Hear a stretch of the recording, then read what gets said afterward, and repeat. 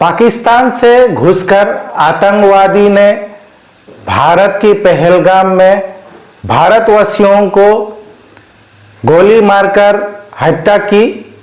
इसका हम कड़ी निंदा करते हैं और आतंकवाद के खिलाफ हमारे देश एकजुट होकर खड़े हुए हैं, चाहे वो अपोजिशन पार्टी हो, चाहे वो कोई भी नागरिक हो, किसी भी धर्म का हो, किसी भी जाति का हो, हिंदू, मुस्लिम, क्रिश्चियन, सिख, बुद्धिस्ट। इस मुद्दे पर हम देश के साथ खड़े हैं और हमारे जवान, हमारे सरकार ऑपरेशन सिंदूर के नाम से जो बदला लिए हैं, हम उससे भी प्रशंसा करते हैं। इसी समय मध्य प्रदेश की एक मिनिस्टर विजय शाह, उनकी एक भाषण ने हमें दुख दिया है। उन्होंने हमारे महिला जवान, हमारे भारत के बहन जो पाकिस्तानी ये आतंकवादी के खिलाफ लड़ाई के करके उन्होंने प्रेस मीट किया,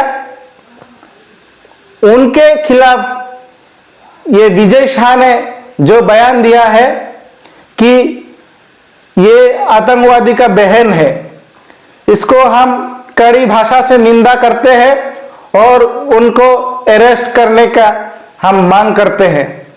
ऐसे बयान देके मिनिस्टर कैसे घूम रहे हैं?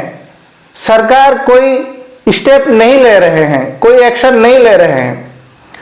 तो एमपी के हाई कोर्ट मजबूर होके पुलिस को निर्देश देना पड़ा कि इनके खिलाफ एफआईआर कीजिए। ये अफसोस का बात है कि एफआईआर भी ऐसा था कि इनके खिलाफ कोई बड़ा मुकदमा नहीं किया गया। तो हम इसका भी निंदा करते हैं और आशा करते हैं और गर्व करते हैं कि हमारे सुप्रीम कोर्ट और हाई कोर्ट ऐसे मुद्दे पर राष्ट्र के हित में काम करे और कर रहे हैं। जैसे